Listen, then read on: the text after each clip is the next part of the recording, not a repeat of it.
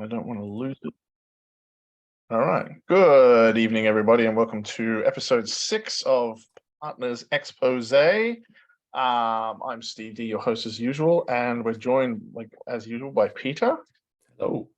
And we're also got a special guest today. We've lost Ryan. We've gained Daniel, who's joining us from Melbourne. Hi. Daniel's also known online as Dan the GM, and he has a brand new podcast called Mist World that we also think you should all check out. Dan, can you tell us a little bit about Mistworld? Yeah, put simply, Mistworld gets its name from the fact that the whole planet pretty much is covered by this deadly poisonous mist. The players and everyone else are surviving on top of mountaintops, traveling from place to place via airship. And recently some of the large and required airships have started going down, and the players have been tasked with finding out why. And at episode 4, they're pretty sure it's something fire-breathing and scaly. I see. So is it D&D or is it? No, we're using a system called Tiny Dungeon, 2nd edition. Nice. Basically, I just find with D&D when you're doing a podcast and it bogs down in combat and it takes 45 minutes just to kill a couple of goblins.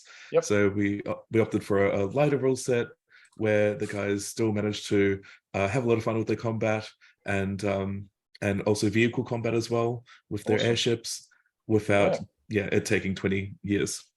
Fantastic. All right. So if you enjoy actual plays like this one, check out Mistworld and with the Tiny Dungeon game. We haven't got a name for this episode yet, ladies and gentlemen, but Dan is going to be playing David Driver, who is Jacqueline's boss. I've also, since we were running a little bit late, I've already generated our corpse. There was a blackout across Arizona and Nevada. Many places were out of power for several hours. Whole cities were black. And I think Jacqueline probably thought there might be a bit of a story in this. And she headed out to actually do an interview and find out what was going on at one of the power stations. But when she got there, she discovered a policeman who'd been shot multiple times. So what we do now is we generate our 4 suspects, which are assigned to the 4 suits. So, Dan, do you have a pack of cards or a website that draws cards? Handy. I do have on my phone. One moment. So we use our tables in the book to generate the suspects and their relationship with the victim. Peter, have you got a pack of cards ready? I have random sight ready. Excellent. All right. So Peter, why don't you pick our first suspect then? Okay, 5 of clubs. 5 of clubs. So that's a partner. So I'm assuming his literal partner, his police partner. Could also be his business partner, but I'm going to go with his partner himself. And what was the suit? Clubs. Clubs. So that's also a man, and I know it's a woman. It's a woman, and clubs means that they had a somewhat negative relationship on the surface. So, and let's get a name for them. That is Edie Fowler, and their motive is one more card, please. 5 of hearts. 5 of hearts. Rage. Oh, one of my favorites. Yep. All right.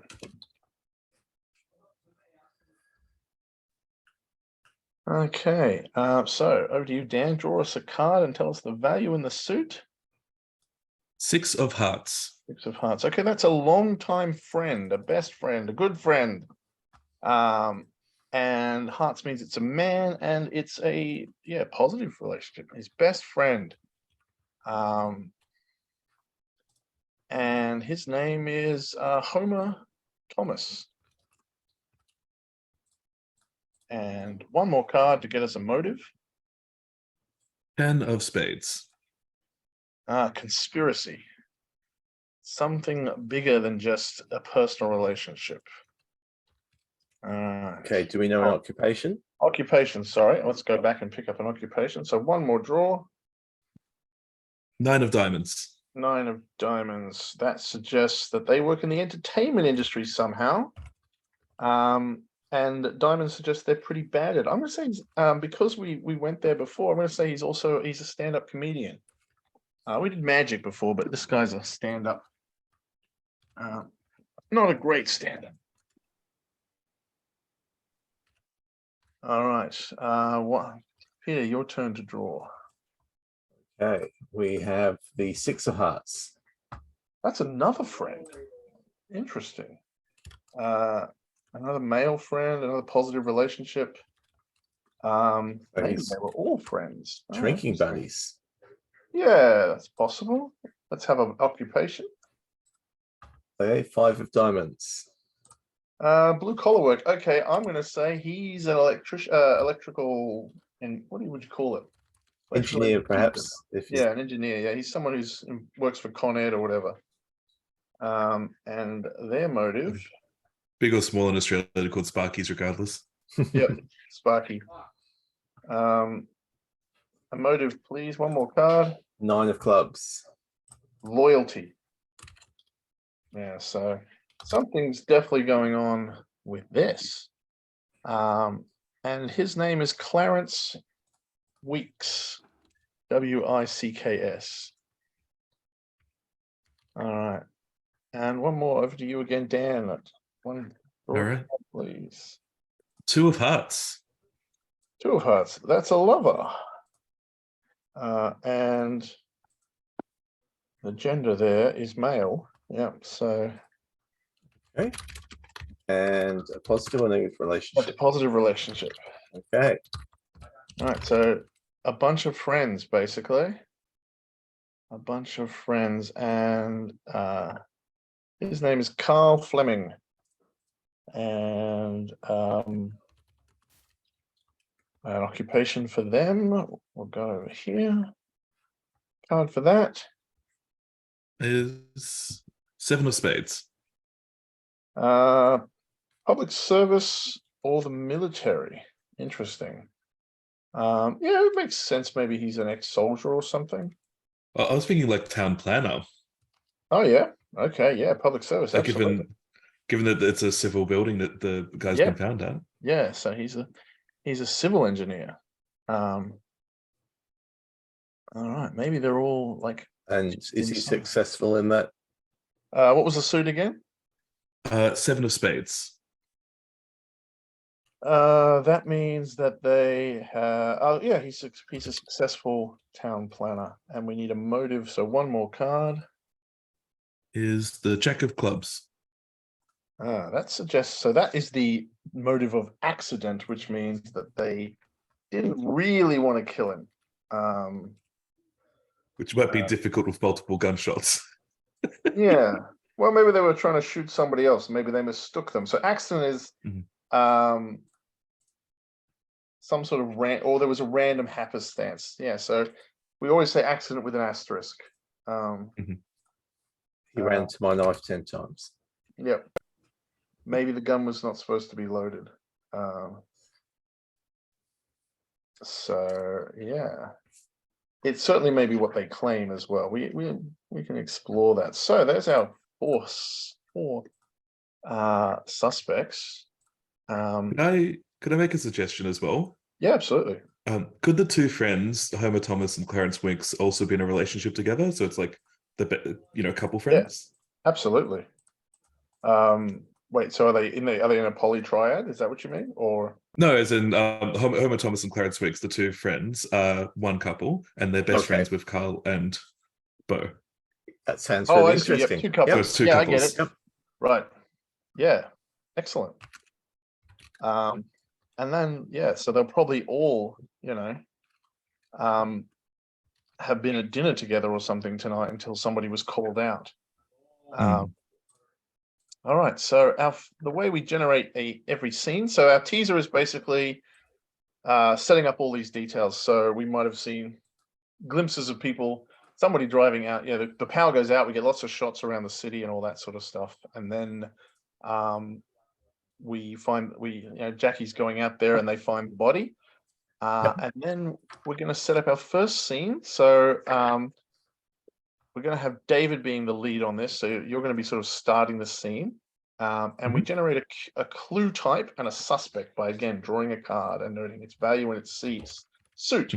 The value tells you what kind of information, and the suit tells you the suspect.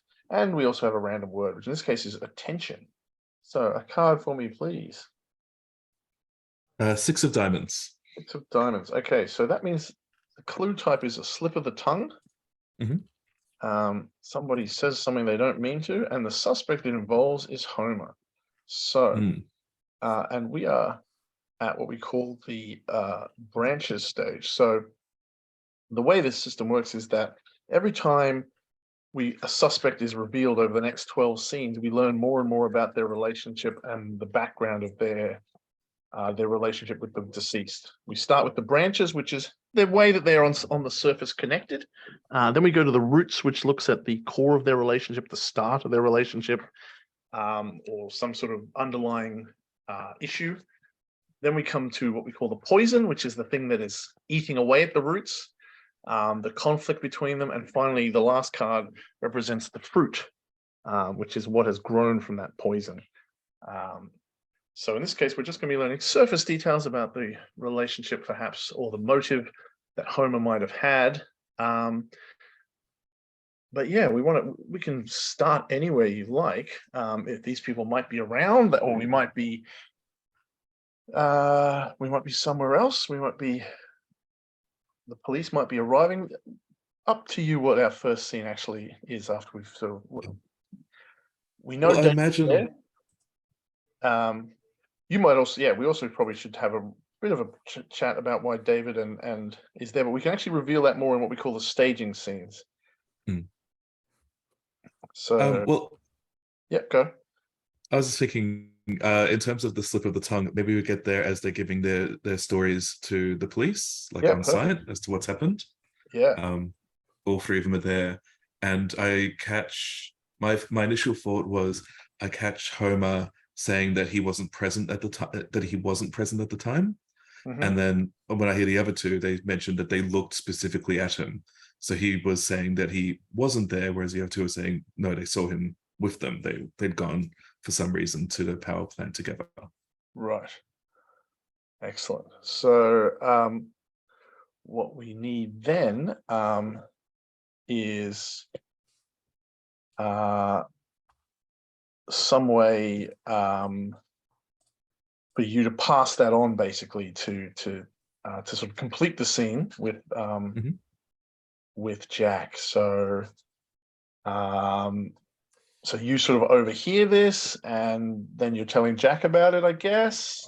I wonder if Jack has and David have turned up independently, and Jack's so Jack's followed a hot lead, found out from a contact which power station it was, gone there, try and find the story. And our boss is there.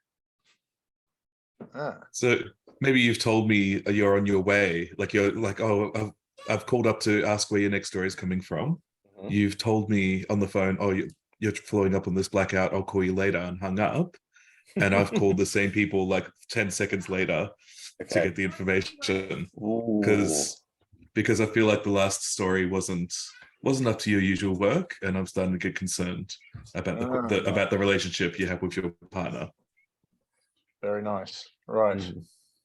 All right. Shall we? Do you guys want to play out a little bit of this, or do you want to move to the next scene?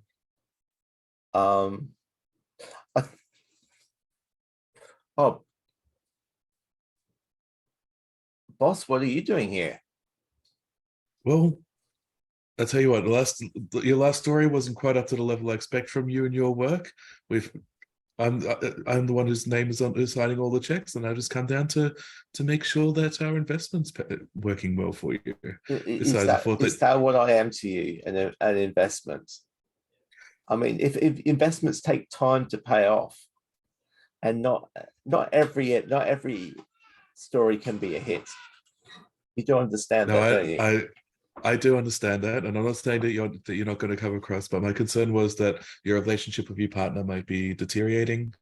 I thought that this time, Well, I'd come over, see how you you both don't working. pay him, Mhm. and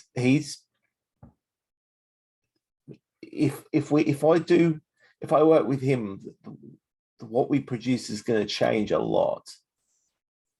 Like, Mm. do you want us to be the next Storm's Rays? Well, my question is more, I'm only seeing the edited work you sent through. I thought I'd come down, see the real thing live in action, make sure that it's all working out best, and if I can provide some assistance, here I am. Okay. So I don't know how you got here before me, but what have you learned? Well, I was listening in on the people who are close by giving their stories. One of them identified himself as Homer Thomas. Apparently, he was a good friend to the victim, and he claimed that he wasn't present with the others when they heard the gunshots, but the other two claim that he was, that they saw him with them. So at this point, not too sure where this person was. Maybe there's some way we could look into confirming that. Okay. So All right. Jack sets out to capture shots of the suspects from a discreet distance, not wanting to interfere with what the cops doing right away. All right. Let's have a new scene then. And we'll get you to pull this one, Pete. Okay, so the random word is heart. The ace of spades. Ace is, I think, my favorite type of evidence. Yeah, financial details or phone records, a classic. And this is about Carl, who was poor Beau's boyfriend or husband, perhaps nowadays. And yeah, so we know we're going to find out a little bit more about that relationship. And the word is heart. All right, so what's Jack thinking as a next step? Well, I can see that Carl is definitely the most distraught of the three that we have here. And he's fiddling with his wedding ring. So it doesn't take much to work out the possibilities here. However, we've got to have the right approach, otherwise we're not going to get anything out of him. He looks very fragile at this point. Right, so you offering that over. Yeah, offering that to David. But if you're here, since you're here, you can make yourself useful. I'm going to keep the cameras rolling, and when you talk to him man to man and see what he'll, maybe if you're a shoulder to cry on, he'll give you something. Very well. Okay, where is your partner, by the way? So this is the kind of things I was concerned about. I thought I'd come down and see what was going on.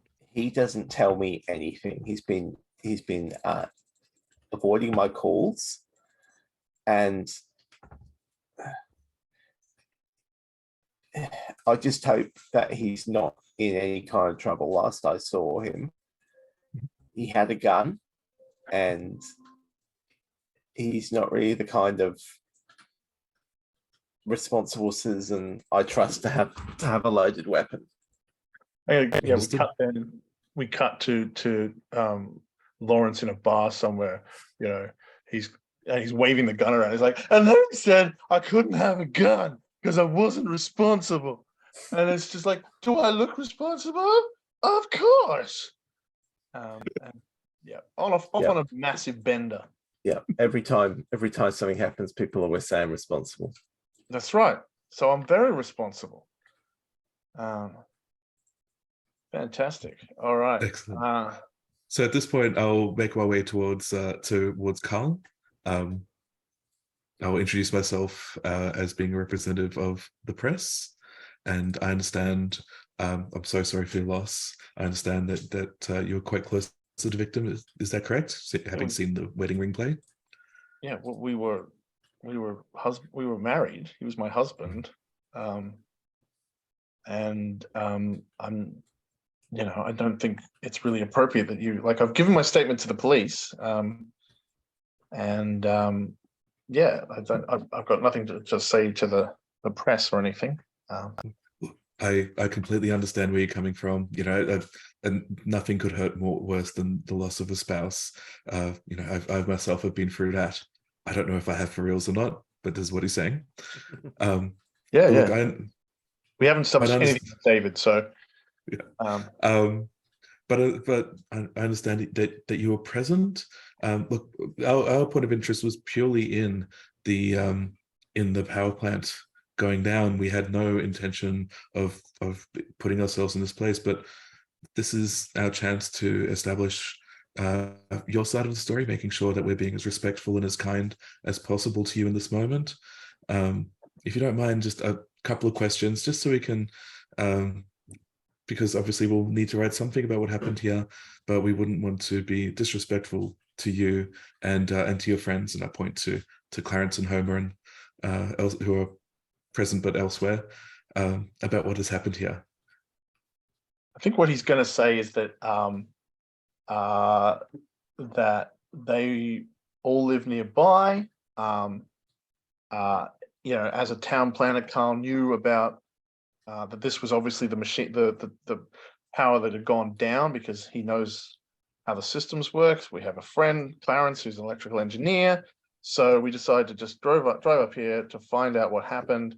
And, then there was just a stranger. There was someone who was wearing a dark hood and a big coat, and they just shot out of nowhere and ran away. And then we immediately called the cops. But there's something about you overheard earlier, like the time that the police called, and the times don't match. There's just like the phone records show that there was Dave saying, the power went off. Everyone knows when the power went off. It was about 8 p.m. And they only live about 10 minutes away, but the call didn't go to the police until 8:54. So there's a lot of time. And just to ask a leading question as well, I'll ask, and which of you shot at the stranger? Trying to establish if anyone of the three had a gun. Oh, that's a good question. Let's say I think Carl probably owns a gun. Absolutely. It's like, yes. Well, I of course drew my sidearm, but I couldn't get a good shot, so I didn't actually fire back. No, obviously, it's best to be safe in these circumstances. In that case, with all this electrical equipment. Yes. Were either of your other friends armed at all? And they're shaking their heads. Well, look, as I said, obviously, as a member of the press, we will make a statement public. But thank you so much for your information. We can be sure that we are upholding our credence of accuracy. If you'd like to make a formal statement, here's my card. And I've got given one of my thousands of cards I have on me. Nice. Yep. If you'd like to provide a direct quote, otherwise I will leave you to it. Again, so sorry for your loss, and I will walk away slightly whistling under my breath at a job well done. Fantastic. All right. So you proved yourself to Jack that you can get some information. Time has. Smooth devil that you are. Yep. Yeah, so I think Carl was probably also say something that he thought it was like someone was up there messing with the power, and that's why they shot. They saw a cop and they were like, "Oh no, it's one of those terrorist actions." All right, David, let's have another card. Let's find out who our next scene is going to be focusing on. Beautiful. My next card, it's thinking about it for some reason. Queen of Diamonds. Queen of Diamonds. So the court cards are once-offs, or ones that you only use rarely. because they're more exciting. Yeah, generally once per episode. So no more queens. That's an accusation, or at least once per act. And diamonds is that's Homer again, isn't it? Yep. So either Homer makes an Yes. accusation, or there's an accusation about Homer. So maybe there's going to be a follow-up to that gun question. And the word is bow or bow. Hmm. So it can also be a distraction. So sometimes what happens is that you end up talking about something else, and then the other person will go, "That's what I should be asking about." Your incredibly tangential thing has reminded me of something. So that's another way you can set it up. In terms of an accusation, given might it be okay for Edie Fowler, the partner who has a negative relationship, to turn up as Yep. part of the investigation, and then Homer level an accusation at her? Yeah. At that Yeah, point, absolutely. That sounds awesome. Yeah. So Edie drives up. Given that she's the only one who's got a negative relationship, Mhm. Yep. it'll be likely to be accused. Yeah, nice. All right, so yeah, Edie, just as you're finishing your questions, Edie, another cop car comes screeching in, and Edie comes running over, and she's screaming at the body. The other cops are trying to keep her away, but she's like, I'm on this case now. This is and my partner. Yeah. Why did you go off? Why didn't we go together? Yep. Yep. You should have called me. If this was a police matter, I should have been here. And this is yeah, she's like, this is always on you, Homer. Oh, actually, now I'm taking over. Why don't you finish this off, Peter? What is she accusing Homer of? No, I'm saying the other way. Homer accusing her. Oh, Homer's accusing her. Right. Sorry, my bad. That was my fault anyway. Homer just gives us stink eye and says, "Don't know why you care. How dare you?" For all we know, it was you. Person in the hood was your height. Gun makes the same noise as your service weapons. Everyone knows there's no love lost between you and him. Is there any wonder he left you behind? She's like, well, so she starts like screaming and trying to swing a punch at him. He's like, this is all on you, you drunk fuck. You're always getting him. You would get him, lick it up, and make him think he was invincible. And you guys are, I begged him not to hang out with you trailer trash losers. I bet He didn't need you bringing him down. You're supposed to be his partner, not his mother. Yeah, I was the only one looking out for him.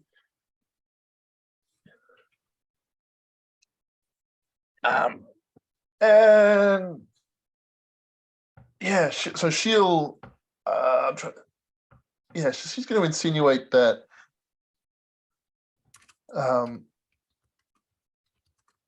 that they're a rough crowd, and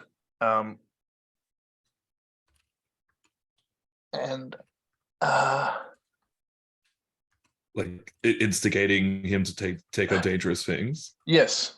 Mm-hmm. Sorry, I was just trying not to cough. And possibly even breaking the law. Like, the shit we have had to clean up between you guys. You guys go out and get drunk, and then every freaking time I have to work overtime covering for him. I'm imagining they're having this conversation further away, like they've walked away from the police. Yes. But your camera and your powerful mic can pick it up. Yes. Was this some kind of stunt or something? People airing their dirty linen in public. Yep. And he's like, no. I love it. All right. So a journo's best friend. Yep. And I'm guessing the other police are kind of they're Yeah, they're giving Edie a lot of rope here. Like they're stopping her from actually throwing punches, yep. but she's one of us, so she gets to say whatever she wants to say. Yeah, and then they're like, but she's walking back on, I'm fine, I'm fine. They're like, yeah, look, and there's some sort of like, we know that it's that they've got this stressful relationship. Yep. Um, I'm pretty sure that by this time Carl's gun's been confiscated and put in a thick plastic evidence bag. Yep, someone's putting it in an evidence bag. Yep, sealing that up. And But someone very sheepishly asking Edie for her gun too.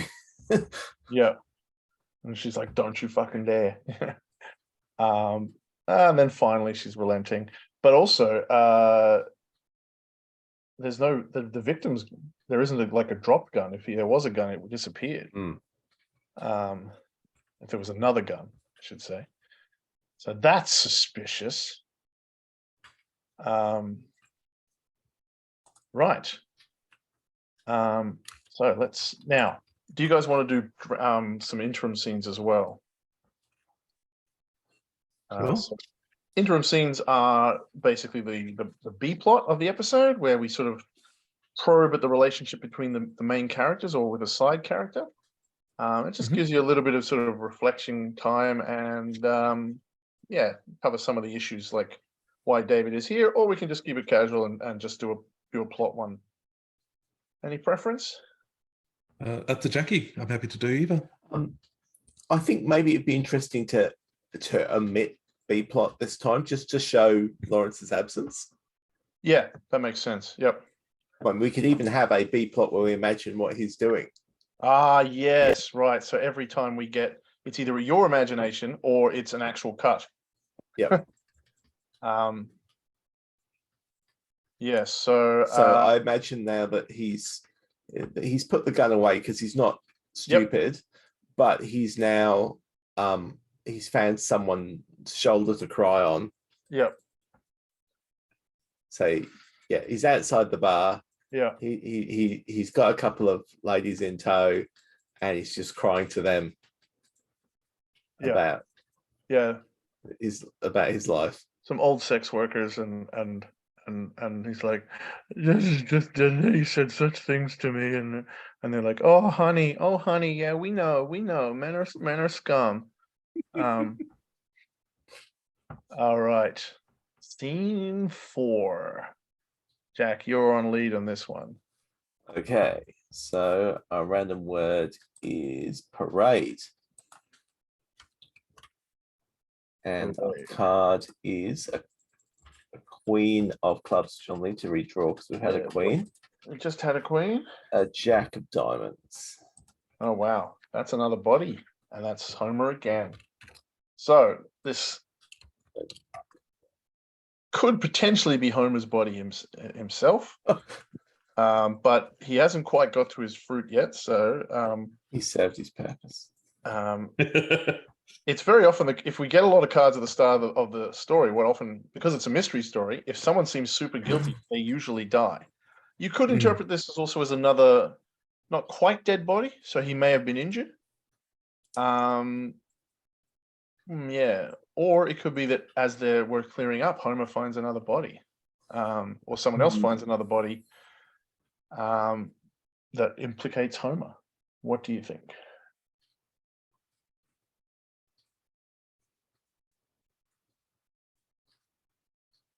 I think. Oh yeah, and parade, of course, is your yeah. I think that someone decides they're going to breathalyze the 3 men, and sure enough, they've definitely been on the source. Yep.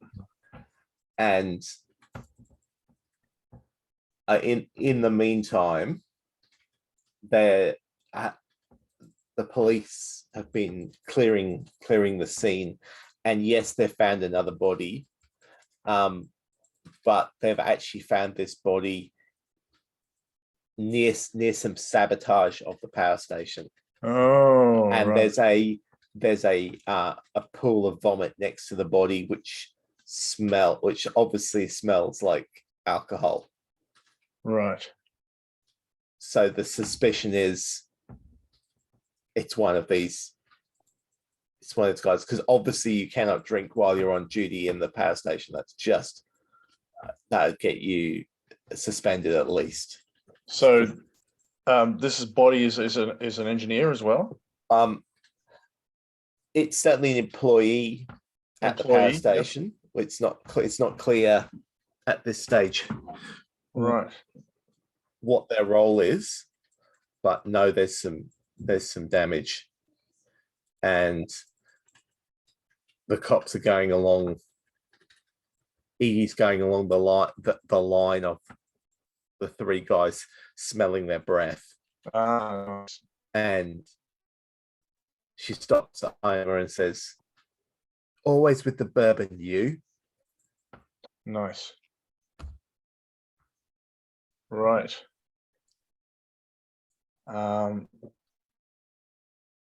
So throwing that over to David. What's Homer going to say about this body? What do we know about it? What does it reveal about the poison in Homer's relationship with I forgot now. Stiff's name, with Bo. Yeah. So I noticed that it's the same, that this person's wearing the same uniform as Clarence Wicks, Yep. who is Homer's partner. And so my first thought goes, not just that there's another engineering employee dead, but potentially some sort of foul play where Homer's then defended Clarence. Right. So that they all seem, so at the very least, Clarence seems to know this person who's passed away, or at least works with them. Right. Right. Let's get a name for that person. It is Desmond Malden. All right, Desmond Malden.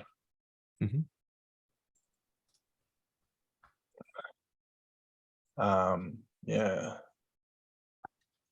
And could this be a case of mistaken identity if the wrong person was killed? All right.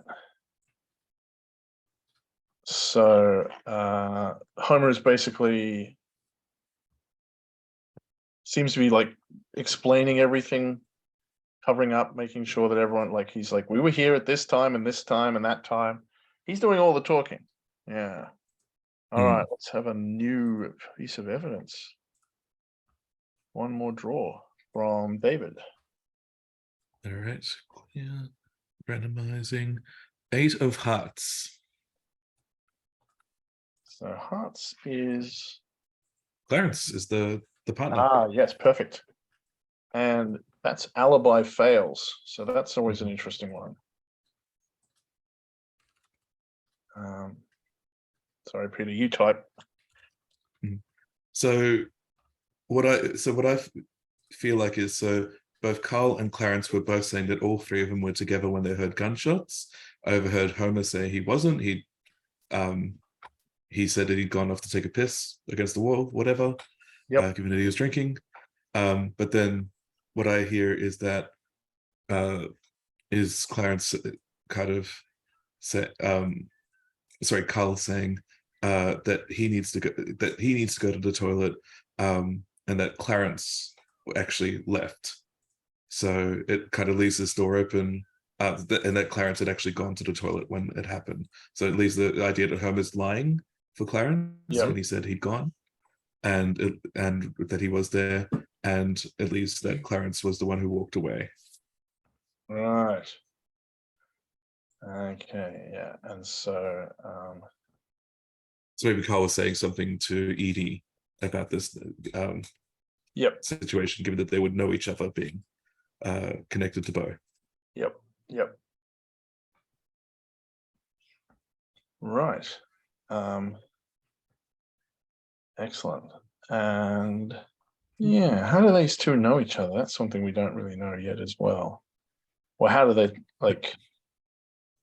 Oh, because Carl and Clarence know each other, right? Well, that's my thinking. So Carl and Clarence know each other, both working for the city, Yep. and then and then Yeah. Holmes obviously connected to Clarence. Yep. Nice. Yeah, so they're just friends. Fantastic. Yeah. All right. Next card, please. Jack. That's Jack of Clubs, so we'll redraw. 7 of Spades. That's dirty laundry or a dark secret. And our spade suspect is Carl. And we know that Carl lied about the timing. And it's a gun, yeah. And had it with him. Had it with him. And some more dirty laundry, and our random word is activate. Okay. This might be a bottle episode if the whole thing is happening at the same place. I was going to suggest a time skip at some point. Yeah, it could. But yeah, often when you don't have your full cast, you often do a bottle episode just so that you can, do these kind of things. I actually think this is the point that Jack moves in for some close-ups on the guys, because the cops are not taking them away. They're trying to sweat them. Yeah. And it's Clarence is basically turning on Carl, saying, why did you make us come down here? This is your fault. This is not one of our normal shenanigans. Clarence is saying Carl? Yeah. Like, I blame you. You told us we should come down here and see what was going to happen. All right. Is they're obviously still, they're not sobered up yet. Yeah. There's what is there more dirty laundry that is revealed in this conversation now? Dan, what does Clarence Carl accidentally let loose in this argument? My first thought was that, given that it's two couples, that somebody's had an affair. Yeah. I feel like that's possibly low-hanging fruit, but I mean, I know. I mean, it's a TV crime show. Yeah. So, I was trying to decide who the best person was to have an affair. It makes sense that Clarence and Carl had a work thing. Work husbands. Yeah, they were work husbands, and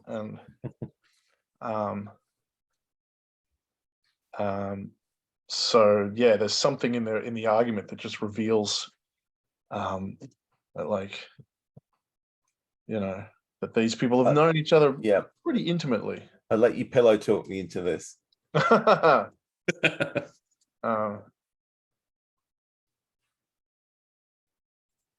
Yeah. Oh yeah, Carl probably says honey, come on, and it's like, no, we're not doing that. That hasn't happened. We're never going there again. Yep, we're never doing that again. Yep. Very nice. All right. Okay, so our interim scene. Yeah. So let's generate a random word and see if we get an idea of what ground is what I got. What's Lawrence doing now? Is he flat on the ground? Lying in the middle of the road? No, I think. Or do you want to alternate? Do you want me to take this one? I think we'll use an electrical theme, but he's grounded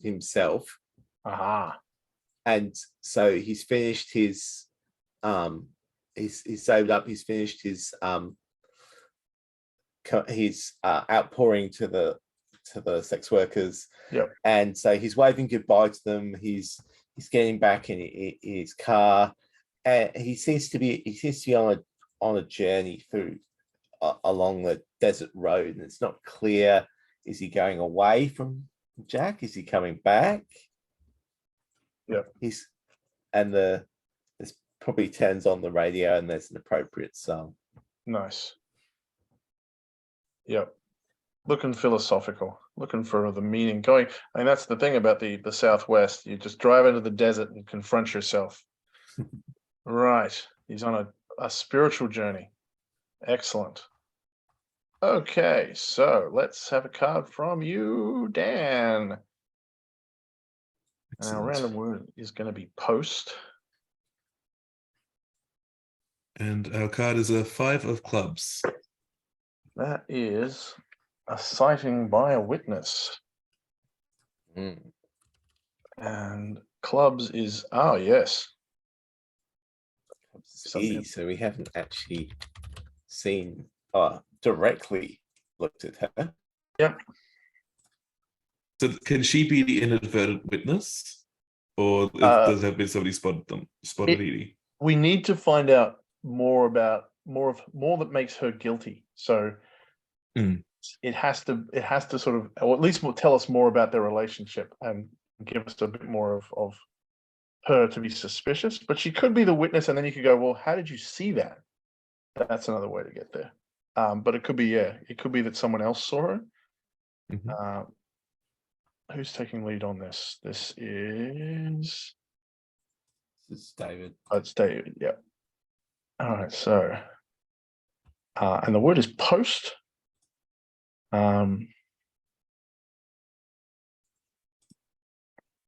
So what posts? I'm going to take it to mean after. Yep. What comes to mind is that at one point, Edie's kind of off to one side trying to regain control, and I overhear. Actually, no, I'll go up to her, and again playing the shoulder to cry on. Look, I understand that you're once again indicating from the press all above board there. I understand that you were their partner, the victim's partner. If you don't mind me asking, where were you? Where were you this evening? Like, we're trying to get some background. Having just fallen into the situation. Could you tell us what would cause a police officer to leave their partner behind and go to a situation like this? In which case, she claims that she was that they were off duty. She was at a bar, and that she'd left after the blackout. But then somebody says, so another police officer who comes by and says, no, I saw you left at 7. You left an hour before. So giving her a window where she could be involved. Nice. Okay. Very cool. And Peter, what do we learn a little bit about why is she so angry? Maybe she drinks too much. I think she's angry because she feels like she has to be always monitoring Beau. Yeah, she is at the bar having a drink for herself, but it's the same bar that the 4 guys were drinking at, and she's like, oh no, now that they're here, right, it's I've got to make sure he doesn't get into trouble again. Yep. So she's there drinking. And then she's having a nice time with her friends, and then she sees them come in, and she's like, "Oh no! Here's my babysitting kicking off again." And maybe even her friends are like, "You can forget about him. All right, it's not your responsibility. You're off duty." Could I make a slight suggestion? Yeah, sure. A slight alteration. Rather than the other guys coming in and that's what set her off, it's more that she receives a text that Beau's off drinking with these guys, and so she's thinking, I've got a mess to clean up now. Yeah, This is fucking bullshit. Oh, and that's what causes her to leave. It's a photo text. It's like Bo going, and Yes, she gets a text from him. like, we're on the piss, and it's like the guys Look. behind, like, Look at me now, Mom. yep, yeah, and that sort of sense of like, yeah, you're not the boss of me. Nice, very cool. All right, that would definitely fester. All right, so we know she also has an unexplained time gap. Jack, another card, please. Okay, it is the 10 of spades.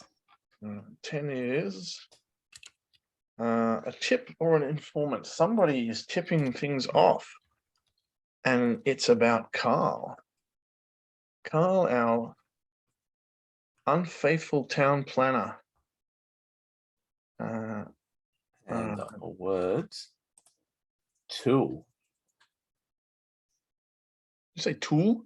Yes. Oh, well, that's interesting. We do know that there was some sabotage. So, yeah, we might find out something about that.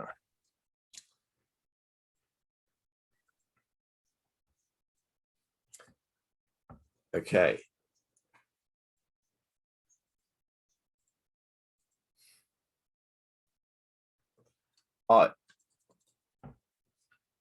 I think that well, Jack had called up someone in the grid people to say, hey, which power station is it? Where's the problem? So she knew where to come. Yep. And it's the same person calls her saying that they weren't able to tell her this before, but there was actually something that resembles a threatening letter received at their office. Right. So there was possibly a threat to sabotage the station. Yep. And she realizes that that's why Carl got the guys to come down. He knew about the possible sabotage, and it's like and the Dutch courage is there. Hey, come on, let's go down here. And he's got his gun out of his car, thinks he can play. Yes, accident, yeah. Yeah. So Carl knew about this threat. Yep. And so he brought them all down here. Yep. Thinking, hey, we've got my adventuring party. We're gonna fix this. Yeah. All right. That's dangerous shit. All right. Or was that just a cover to get his romantic rival out as bright as I thought, but it does look good. Is that your boy? Yeah, this is the computer room, and there's a deep, meaningful Roblox conversation happening. No worries. All right. Dan, a card from you, and I'll get us a random word. Does aces count as royalty? No, aces are good. No? Aces are financial records or phone records. Spades. Of Edie. Oh, spades is Carl. No, yeah. Oh, spades is Carl. Whoops. Yep. That's all right. So now we're going to find out if he kills. Well, if he turns out to be the killer, what would be the sort of the final clinching moment? So the way we figure out who did it is when we get to the end of 12, the most recent fruiting is the answer. So this is probably just going to be confirming that he was here to play cowboy or something. And knew he was putting people's lives at risk, maybe. My first thought,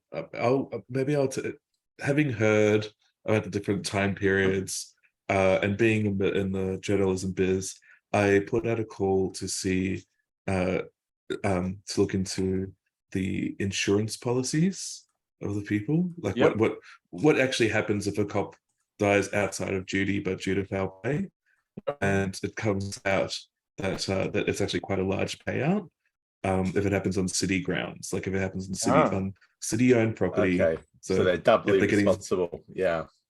yeah, so if it comes together that it happens here and they're off duty, for some reason it's quite a large payout that Carl would stand to receive as the spouse. Yep. Yeah. And at some point, there's a mention, maybe part of that conversation that Carl and Clarence are having about their affairs. Where Mhm. look, I know you're hurting for money. You know, if you left Bo, I'd be able to take care of you. That kind of maybe we overheard a part of that. Yep. Yeah. And he's like, no, I'm going to take care of both of us. Mm. All right. Anything to add for that, Jack? No, I think this is one point where just the amazing microphones that we've got access to, Yeah. just loitering and Maybe you're going back through the footage and you just do that thing where you zoom in on the lips and you can see it. yep. Like, oh, I'll take care of you. Yeah. Okay. Nice. I think for our interim scene, I'm going to suggest that we see Lawrence going back to maybe a small town, possibly his hometown. And then when he gets there, he goes to a very unusual place for him. He actually goes into it. We see him walk into a church and he's recognized by the preacher. We don't know exactly what the relationship is, but he's like, he doesn't look at him like, who are you? He looks at him like, I see. And we don't know anything more than that. We might pick it up in the future. All right. So we know that Carl had a lot of reasons for people to be here. He lied to his friends. He got Homer all excited. Was he the one who pulled the trigger? Let's have another card and find out. Okay, the king of clubs. All right, that's a confession. And clubs is Edie. All right, what is Edie going to confess, or is someone going to confess about her? Whoops. Okay, we are up to roots. Yeah. Yeah. Yeah, and your word is forecast. Whoops, that shouldn't be in caps. Yeah, so Edie might be confessing something, or someone might be confessing about her.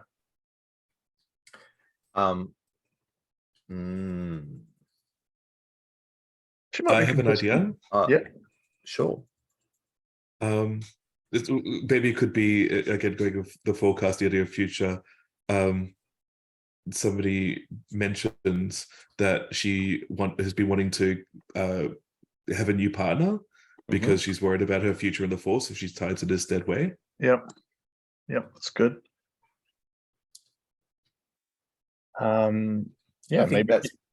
Yeah, maybe that comes through Edie's boss coming down. Like, yep. So now Tully's- half the force is here. Yeah, lieutenant's coming down, like lost one of her own when she wants to show up, and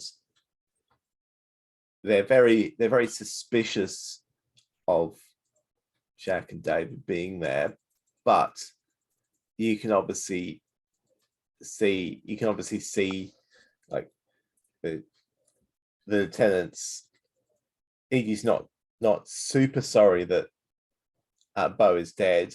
Yeah. And there's some kind of like introductions being made to younger officers, like starting to work out who might be a good fit. And it's just clear that Edie's moving on very quickly, and Jack kind of wants some of those younger officers, the naive ones, or maybe idealistic, are there. She's able to get them and interview them, and they don't know to keep their mouths shut. Nice. And so, yes, I'd love to work. I'd love to work with Detective Fowler.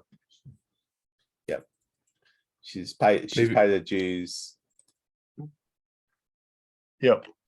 Yeah, so I was like, yeah, she's great. She's always looking after people and cleaning up messes, and she's always telling us just how often she has to cover for her partners. And I mean, not that she did anything illegal, of course. Not that he did anything illegal, but I've said to him, There's courtesies we pay each other.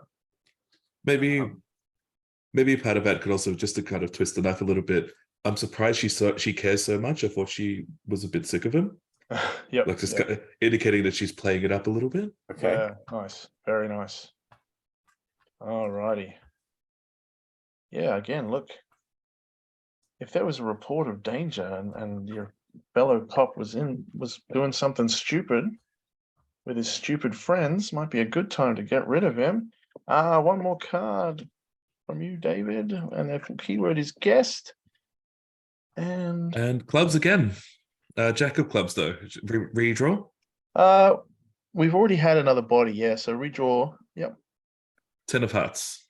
10 of hearts. So that's another tip. And Clarence. hearts is Clarence. Mhm. Oh, what is it? Yep. So tip or informant. And we're learning about Clarence's roots. So we don't. Yeah, this is a little bit more about Clarence. It may, in fact, give us some more information about Carl.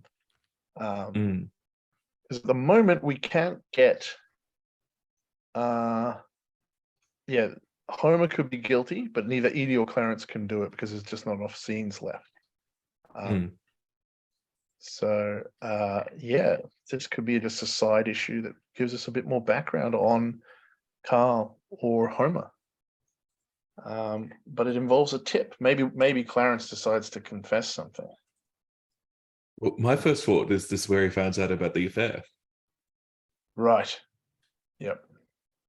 Oh, so Homer finds out. No, so Clarence finds out that Carl. Hold on, no. No, Clarence and Carl were having an And Carl affair. had the affair. Yeah. Yeah. Well, maybe That someone. Homer finds out about the affair. Yeah, maybe. Yeah. Mhm. But- That sounds like a conspiracy Well, to me. it's informant, so Clarence could be could inform Homer about what's going on. Yeah. So Clarence and Carl are talking, comforting each other. Yep.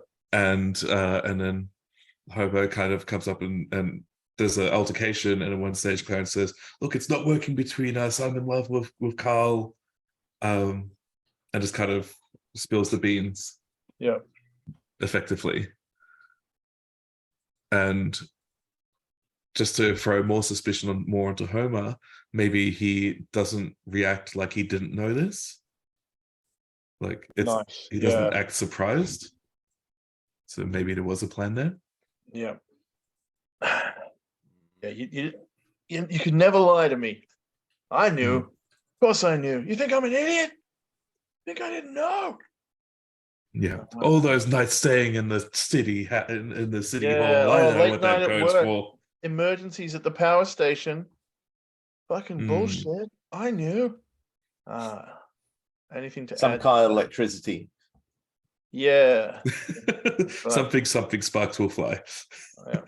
But there was a different kind of sparks that were flying. Anything to add to that, Jack?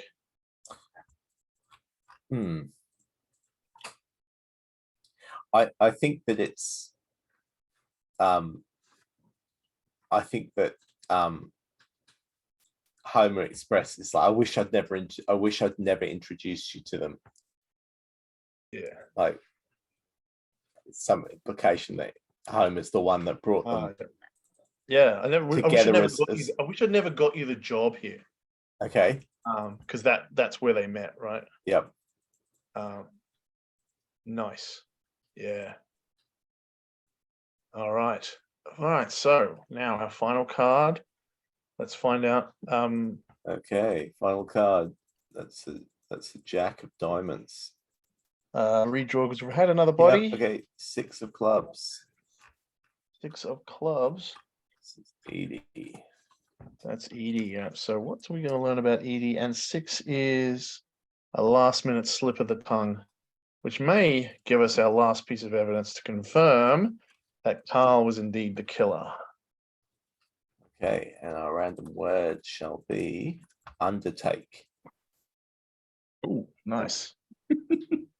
Good word. Yeah. Right.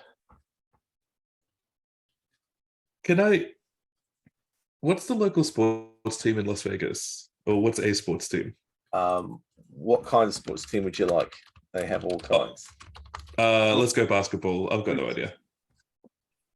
We've certainly had them come up a fair bit. So, well, different sports. We had soccer a couple episodes. Las Vegas Aces. Nice. Aces. All right. I've got an idea that might help. Sure. At one point, she says something about how Carl was known as a big Ace fan, and the email address that sent the threat was bigaceFan@gmail.com or what have you. And just kind of connecting it's the phrase big Ace fan that kind of connects it all. Connects it all. So which email was sent for the threat? So Edie says something about Carl being a big Aces fan, and the email address that sent the threat was big Ace fan at whatever. Yep. Just an idea. And so that's Jack's. Oh my goodness, I know what happened now. Yep. But we need a reason that this also reveals some poison. So what was Edie doing? What did Edie reveal about herself to reveal this clue? Maybe she was talking to Jack, woman to woman, about how everything was now going to be fine for her. Didn't have to hang around with all these basketball fan assholes. Yep. And looking, I think probably Edie's like this is how it was always going to end. Oh, can I say something? Sure. Edie actually got a call. Like she mentions that Bo called her, and she didn't. She ignored the call. Oh wow! So he was like, I think we might be up into something, and she's like, we sort of see there's like 3 calls from him, and she was like, yeah, everything's going to be fine for me now. So she had actually made her break from him. So she's she'd already made up her mind to sort of move on. But so when he was like going up there, he gave her a call to just go like, I think this could be a bit hinky, and she just sent it to voicemail. Yep. In the hope that maybe something bad would happen, he'd finally get caught, that kind of thing. Yep. I like it. And and she mentions basketball, and you're like, oh yeah, of course. All right. So how are we going to catch these guys? So the last scene then is well, we know it's the email. How do we presumably you So I think Jack gets her contact to send her a copy of the email. And she waves it in front of Carl in the detective's hearing, and that this is a case they're giving their full attention to. As soon as she says, "How you going, you big Ace fan?" and he's like, "What of it?" And just very convenient that you sell the poison and the cure here. You lure your lover's husband out here. You bring all your boys to try and cover for you, and that what was Desmond? Was he just collateral damage? Like he was just supposed to. He's like, I didn't kill anybody. Desmond was supposed to just cut the power, like we always arranged. But he had to. He did it. He killed himself by accident. Right? I didn't have anything to do with that. And then, well, all of a sudden, I was trying to, move the body, and then Bo was like telling me that he was going to arrest me. Like he picked that one moment. The whole time in his life, he was a bad cop, and he picked that moment right then to be a good cop and turn me in. Well, Good cop, but bad friend, hey? yeah. Some people, you just can't rely on people. Like electricity, you can rely on that. Well, most of the time. He just, once in his life, or for every other time, he'd just been predictable and just turned away, and none of this would have happened, and we could have Well, just, Consider this your circuit breaker. nice. That's what happens when you monkey with electricity. Mm. Episode name, I think, Danger High Voltage by Electric Six. I like it. Nice. Yeah, and we get a scene as they're sort of, so they take Carl away, they're loading him up. Edie's getting all smiles, but we see a sort of darkness flicker across her eyes when she looks at that thing on her phone. Clarence and Homer are just tearing each other apart because they're Maybe broken. Edie, maybe the viewers see Edie deleting that message. Yep. Delete. It's all Yep. gone now. No more evidence. And we see Lawrence and the priest sort of shaking hands, and then he goes back to his car, and that's all we know for now. Mm. What did he learn? What did he go back? What did he confront? We don't know. All right. Very cool. It's almost 10 p.m., so we'll finish it off there. Maybe just before we go, David yes? goes up to Jack and says, "Look, clearly my faith is not in you is not misplaced. You practically solved this all by yourself. I'm sorry for looking over your shoulder, but I just wanted to make sure that you still had what I knew you had all along." Oh, that's nice. Fantastic. All right. Thank you so much for joining us today. Our special guest, Dan, playing David. Let's get that And right. playing David. Yes, thank you so much, Dan. And it's Mistworld is the name of the podcast. An amazing Great. actual play with So Dan the GM. So we'll jump have on some links to YouTube, that. Spotify, or your favorite platform for it. That's right. Correct. And check the description. And if you would like to be a special guest on Expose, the Partners Live Faction, live play, just grab us on tinstargames@gmail.com or get us in the comments, because we love a guest star. It's a hallmark of the mystery genre. And sometimes we also don't have our partners around. Thanks once again to Dan. Thanks as always to Peter. And we'll sign off and see you all in our next episode. Thank you. Okay. Bye. Bye. And